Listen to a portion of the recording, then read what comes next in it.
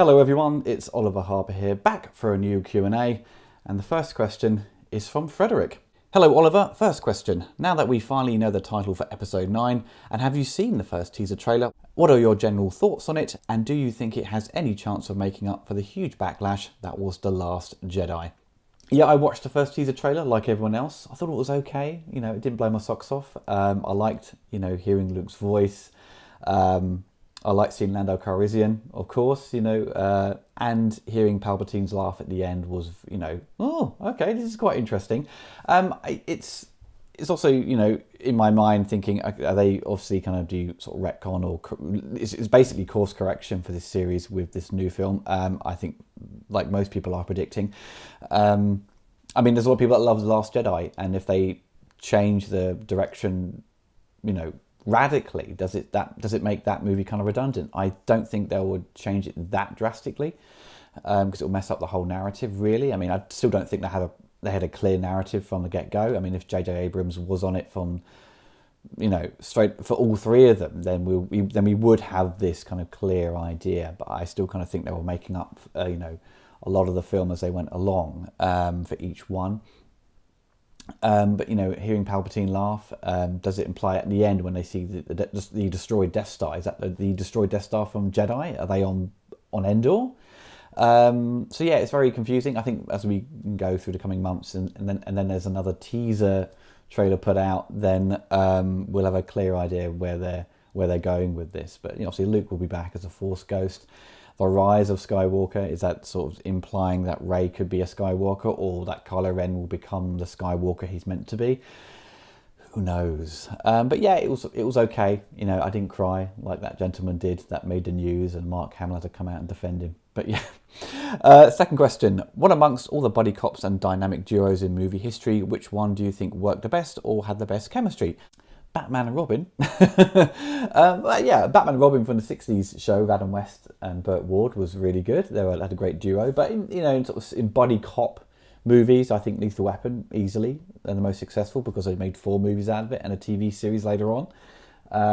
There's quite a few buddy cop movies, from that sort of success of Lethal Weapon. And there was a couple beforehand, but most of them didn't really work in the grand scheme of things. I think Mel Gibson and Danny Glover had that chemistry, and it transcended time, really, because we're still talking about those films today. Also, I like Rush Hour. I love Chris Tucker and Jackie Chan together. Rush Hour 2 especially, that film was so funny. I thought it's a series I do need to cover. Rush Hour 2 especially, because it has got so many great gags in it. Generally with Chris Tucker losing his temper or just screaming like a girl. So yeah, Lethal Weapon and probably Rush Hour. Next question is from Omar. Hi Ollie, hope you are well. I'm doing very well, thank you. Question number 1. I have just bought a new 4K LG TV with Dolby Vision and Atmos. I wondered if you know the sound frequency for Atmos, as my Sony 4K Blu-ray player has it as well, but I don't know the settings. Hope that makes sense. With Dolby Atmos, you need an AV receiver that is compatible with that format. You need to take advantage of it. You can play Dolby Atmos through a 5.1 surround sound setup, for example, but you still be missing a lot of the sound frequencies that kind of come out of it, all the sort of extra sound effects. I just upgraded my speakers, so right behind me, you might be able to see there's an extra speaker on top of a speaker. These are Dolby Atmos speakers, so I've got them on top of the left and right channels. So I tried out a few movies and I was like, whoa, this sounds amazing. The dialogue just sounds like so much more clear. You feel like they're in the room. It's absolutely incredible. So if you don't have an AV receiver with that option to use Dolby Atmos, and you're going to be playing it through your TV, then you're not going to see any knock-on effect or any extra effect really of that sound format, because you'll be playing a 5.1 or 7.2, 7.1, whatever, through a 2-channel TV system, stereo. So it's always best to just play the stereo mix through the TV if there's an option. But yeah, if you have the speakers, then it's pretty straightforward. It should do it automatically. You just choose that Dolby Atmos track on the film to then play it through the AV receiver. You need to make sure it's on output is bitstream, not PCM. So yeah, make those adjustments and let me know. Question number 2, are you getting the Batman 4K releases? I probably will. I'll get the box set. The covers for those Blu-rays are fucking terrible, aren't they? I don't think anyone's particularly happy with them. They just kept it like the original movie posters, just kept it as that. And those posters are very dynamic. You know, even the Batman and Robin one, you know, it would look great on your wall. It's really colourful and, you know, pops, despite the qualities of the movie. But yeah, I'll probably get them in the box set if I see it going for a reasonable price. I'm not paying £50 or £45, whatever, for the set, because I essentially already own those movies. Oh, I own them all on DVD, but I only own the first Batman movie on Blu-ray. Question number 3, are you a fan of the Mortal Kombat games? Cheers and keep up the brilliant work. I do like Mortal Kombat. I played it since it first came out in the arcades, and obviously on the Mega Drive, because you can have the extra blood with the dullard cheat. The Super Nintendo one had sweat. I was really gutted by that, because when I upgraded to Super Nintendo, I sold off my Mega Drive. I think I sold it off, or maybe gave it away to a friend. I went to Electronics Boutique, and I got Super Empire Strikes Back and Mortal Kombat, thinking Mortal Kombat would be like the Mega Drive one. Graphics were a bit better, but there was no blood cheat. You know, I was gutted. I do have Mortal Kombat 9 and 10 on the Xbox 360 and Xbox One. I didn't buy the new one because I still haven't played much of Mortal Kombat 10, so I need to really kind of play through that to sort of get the best out of it and you know make use of it instead of buying another game that I'm hardly going to play. So and also the new one's got a lot of criticism about microtransactions as well. So yeah, I do like those games. They certainly improved them considerably. Come Mortal Kombat 9, I'd kind of lost my interest from Mortal Kombat 3 onwards, really. Mortal Kombat 2 is probably the best, I think, out of the older games in terms of playability and the graphics and the sort of expanding the world of Outworld. But those games playing as a single player are super cheap, and they learn your input into the game, so they end up defeating you so quickly.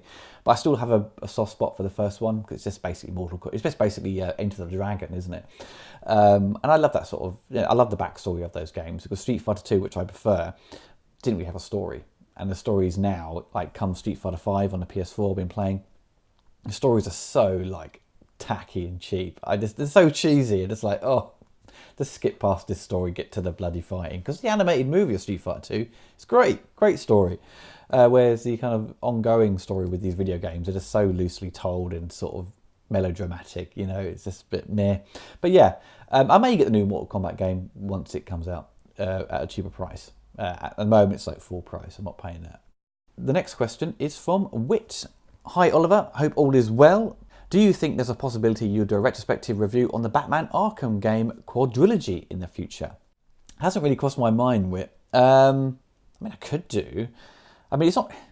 I was talking to my friend Robin, and he was saying, you should do some retrospectives on video games, which I've kind of been wanting to do in the back of my mind for a long time, and I still want to do the Street Fighter 2 one, from basically discussing Street Fighter 2 from 91 to like 94, the sort of its peak popularity, and then go into the sort of conversions, the sort of the action figures they released, all the players' guides, all the merchandise, and go and also discuss the movie and its arcade version. Making a movie out of a video game and then making a video game out of a movie. It's a weird circle. So I still want to do that and sort of throw in interviews with people. But in terms of Batman, I mean, it can be done. I'm sure there's definitely an audience for it. These games are huge, but it'd be quite a big undertaking, because you've got there's a lot of detail about these games, and and to do it justice, it will take a bit of time. But yeah, it's a possibility. Question number 2: with the announcement of the Jedi Fallen Order game, what is your favourite Star Wars themed video game up to this point? Let me think. Well, the ones I enjoyed playing in my youth was Jedi Knight 2. I love that. I have it on my Apple Mac as well. And Super Empire Strikes Back on a Super Nintendo, which I loved as a kid. I mean, I still really enjoy the GameCube game. What was it? Was it Rogue Squadron 2? Or Rebel something? The one that launched with the GameCube. The graphics were incredible. Using Dolby Pro Logic 2 surround sound was great at the time. Yeah, so I think those three are kind of the ones I really kind of gravitate towards. I mean, I did try and play Jedi Knights of the Old Republic, and I just couldn't get into it. I know it's supposed to be an amazing game, but I just didn't really have the time to sort of dedicate to it. Question number 3, have you seen the Glass trilogy, and if so, what are your thoughts on it as a whole? I've only seen Unbreakable. I've not seen Split. And then once I kind of told the ending, I was like, I don't really need to see it. And I was supposed to go see Glass when it came out. and the reviews were just so mixed, and I was just like, oh, do I really want to sit through a movie that I think is going to be a bit dull? So I'm going to wait till it comes out on Blu-ray. I think it's probably out on Blu-ray very soon, actually, and then give you my thoughts on that. I think that'd be best thing to do, isn't it? You know, not just say I've not seen them, bye. You know, just sort of wait. I'll wait till I've seen them all and then give you a proper response in future. Next question is from Sylvester. Hello, Oliver. Question number 1: are you looking forward to Rambo 5? Yeah, I suppose so. I really enjoyed Rambo 4. I saw that in the cinema, and that was essentially a remake of Rambo 2, but far more violent. I'm sure this one will keep up the violence, I suppose, because Millennium Films got a lot of criticisms for making the Expendables kind of a little bit weaker with their gore, sort of CGI squibs and stuff. I'm intrigued to see what they're going to do with it. I mean, Stallone is pretty old now, so he's going to hopefully not try and do things that are beyond his years. But start doing cartwheels and backflips, and I don't. Rambo never did that. But I'm going to reserve judgment to actually see it. And hopefully there's a teaser trailer coming out soon. I've only seen like a few photos that Stallone's put up on Instagram, but it looks okay. I mean, I can't really, I'm not going to say no to seeing it at all. So I'm just going to wait until they put out a teaser. Question number 2. I know you, like everybody else, including me, has lost interest in any future Terminator films, but the closer it gets to the release and potential teaser trailer, I'm starting to develop some interest in it. What about you? I'm only interested because James Cameron's involved. Simple as that. And Linda Hamilton, I'm not sure about the other cast members. Obviously Arnold's in it playing an old Terminator, I guess. I'm going to reserve judgment, like with Rambo 5. Brad Fiedel is not involved either. And when I interviewed him, he said he would be involved only in terms of a creative way, like as a consultant. But they've not asked him back, which is a bit of a disappointment. But it's difficult to judge a movie just based on a few kind of released press photos. I think once they put out a teaser, we can kind of see what they're doing with it, and then we can say, shall I get excited for this or shall I just ignore it? And like most Terminator films, I mean, the last two, Genesis was a major letdown. The teasers weren't particularly good either. They spoilt the movie. Salvation, I've kind of warmed to over the years, but the teasers for that weren't pretty good, despite them also spoiling the movie. But yeah, it's another Terminator film, and is it going to work? We really don't know. I mean, this is ignoring the events of 3, 4, and 5, so hopefully it will be an interesting continuation from Judgment Day. Next question is from Leo from the Dark. I just wanted to say how much I appreciate your channel and the hard work you've put in over the years. If it wasn't for your channel, I wouldn't have been introduced to so many of the cult action films that I've come to love, Van Damme, Bruce Lee, and especially the Superman films. With that said, I have 3 questions now. Question number 1, I'll get the requests out of the way since you've done a retrospective on Predator and Predator 2, and you said in the past you prefer Predators over Predator 2. Will there be a retrospective on Predators in the near future? Yes, there will be a retrospective on Predators. Once I've finished the documentary, I will be working on THX 1138, and then down the line, Predators is on my list. It's a film I said I would do very early on in the year, but didn't get around to doing it. But yeah, I will cover it. I think I was aiming to do it around the time the Predator came out. I just didn't find that window of opportunity. But thank you, Leo, for your wonderful message at the beginning. It means a lot to me, and it's great you've now become a fan of these action movies and the Superman films. So thank you. Question number 2, what is your favourite film of 2018 and what was your least favourite? The worst was The Predator. Big disappointment, had high hopes for that. Shane Black involved and Fred Dekker. I mean, he wrote RoboCop 3 and directed it. But, I always have a soft spot for Fred and feel sorry for him. And the best, probably Infinity War. Bit of an easy one, that is, isn't it? I looked at the list of films to try to be a little bit more original, show that I've watched something else that was better. I mean, The Favourite was pretty good, but Infinity War was just like, wow, that was mind-blowing. That was really good. I walked out of it going, yep, I'd happily watch that again, and I did. So, yeah. Question number 3, what would be your favourite Scorsese and Tarantino film? This is a tough one because both directors have done so many great films over the years. Scorsese, I would probably say Casino because I've watched that one the most. Taxi Driver's another great film. Goodfellas. Shutter Island's pretty good. And The Aviator. That's a great movie as well.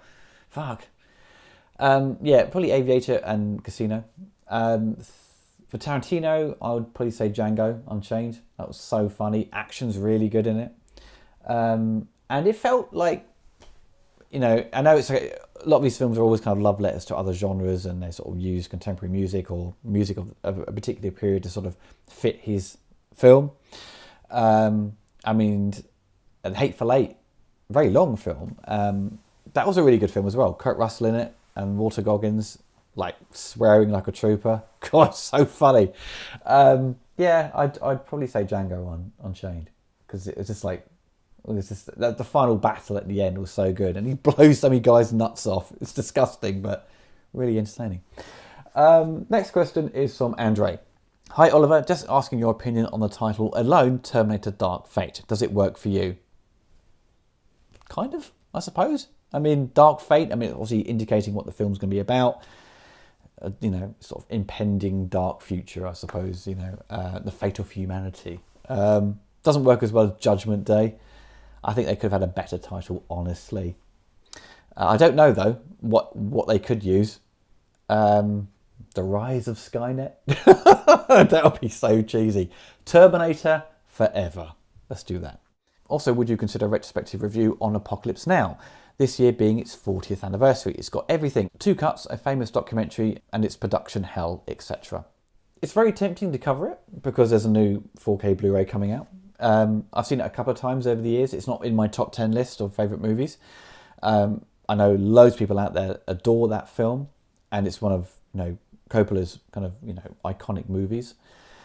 And it's obviously got the production problems, as you mentioned, and Brando being lazy arse on it, and using cue cards and just rambling on. I'll give it a rewatch again, certainly when it comes to 4K, and if it really gets me, excited to sort of talk about it with you guys and my viewers on YouTube, then I'll certainly consider it. The final questions are from Daniel. Question number 1: what is your favourite Jackie Chan film? If you haven't said already. Well, I've covered a couple of his films that I love, like City Hunter and Operation Condor on my channel, and Rumble in the Bronx. I love Police Story and Wheels on Meals. I like Rush Hour as well. I like... there's one I've been dying to get hold of. I think it's called Thunderbolt or something like that, where he's like a IndyCar driver or something, or NASCAR. Something like that. Indy 500 maybe. And I remember seeing that on Channel 4 thinking, this is brilliant. I just couldn't find it. And there was never a Blu-ray or DVD or Blu-ray release at the time, or like Hong Kong Legends never released anything like that. I need to find it. I think I did find a copy one time, but it's like a pan and scan. I'm like, this is a Jackie Chan film. It needs to be in CinemaScope. What the fuck?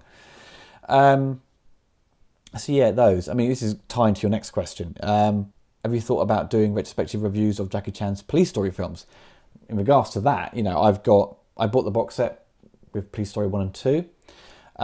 Police Story, obviously a great film. I want to cover that. I love the soundtrack as well. And Wheels on Meals came out on Blu-ray recently. So there's, some good Jackie Chan films, being re-released. The funny thing is, it's like Jackie Chan films I've covered, maybe I've chosen the wrong films. But I don't really get the hits.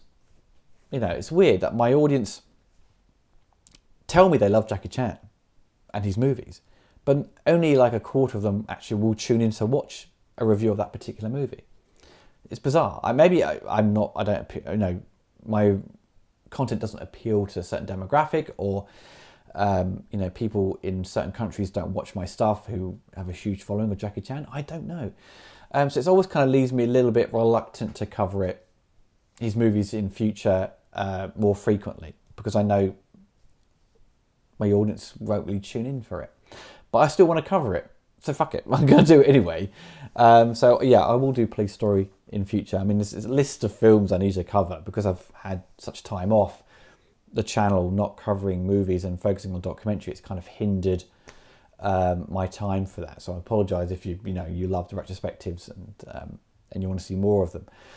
So I can't juggle too many things. So once documentary is done, I'll be like jumping onto retrospectives again. And the final question from Daniel: is there any chance of you coming to MCM London Comic Con next month? Sadly not. I was asked by the organisers if I wanted to do anything this year, because the organisers of the other two events I did, the gentleman had organised that had kind of moved on and someone had taken over, and they said, "Oh, Oliver, we're chasing up some of the people that appeared at these events, and if you wanted to do something else." And at the time I couldn't think of anything. I couldn't think of Fix and Post had finished. I wasn't going to review a new film. And the funny thing is, with the MCMs, my audience don't really go to them. Some of you do, because you're asking me. But MCM itself, it's very much focused on anime and video games. And my audience are like 25. My analytics tell me my audience is like 24, to like 34. And probably to 44. And they don't really go to these events. I spoke to organisers there, like sellers, and they've said like they do poorly at MCM when they're selling like movie stuff, but they go to Collectomania and they do far better, or the Showmasters, whatever it's called. I can't remember the name of it. So yeah, it's kind of a strange kind of Comic-Con really, because it's not, even though the organisers want more movie stuff there, the audience, the punters that turn up aren't there for that. They're there for anime and cosplay, and that's not my interest at all. So if I do pursue any more of these events, Comic-Con things, if MCM kind of changes, it's I suppose stalls in a way to sort of focus more on movies and things like that, then I would see a window there for me to do something. I mean, if my documentary was finished at that point, then I could go there and promote it in some way. But I would probably have more of an interest in the other Comic-Cons, like the Collectomanias, things like that, because they have, or the London Film and Comic-Con thing, because they're more for my demographic, my audience, and more of an interest to me, because there's movie stuff there. I like to walk around and, talk to sellers who are selling their like movie collection, like just like press kits and film programs and posters and things like that. I don't want to go to a Comic-Con and just see pop vinyl figures and people selling essentially the same things you find in Forbidden Planet. What's the point going? You know what I mean? I mean, you do get some great artists there selling their artwork, and you can find some great stuff. But sometimes they get a small window or small space essentially to sell this stuff, and everything else is just pop vinyls, which I fucking can't stand.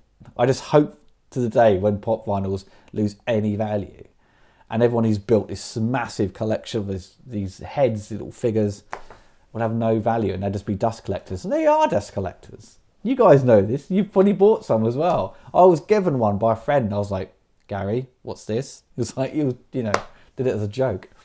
But that's what Comic-Cons have become. Just these kind of pop cultural stuff that is kind of, who's it trying to appeal to? To the end of the day, I mean, as a movie fan, they don't really appeal to me. I mean, if it's just like a Hot Toys thing, it's fine, it's great, but but these Comic-Con events have changed a lot, and they've become more sort of commercial in terms of just like selling brand new things, which are just mostly just tacky sort of products. So MCM is kind of not really fit for me. Really, it doesn't fit my channel, which is a shame, because the organisers there are fucking lovely. They're really nice people. It's just like my audience, to say, don't really go there. So yeah, it's a bit of a shame, but never mind. Well, everyone, I hope you enjoyed the Q&A. I will be back with some more very soon, and I will be continuing with some commentaries as well. Obviously, Temple of Doom's been up on Patreon for a while. It'll go on YouTube in a couple of days. then I will be seeing Mark for some Star Wars commentaries and 007. I was supposed to do the commentary with Stuart Ashen on He-Man the movie, but then he had last minute casting issues with his movie. Now he's shooting that, he's not finishing till the middle of May, so I'll see him then.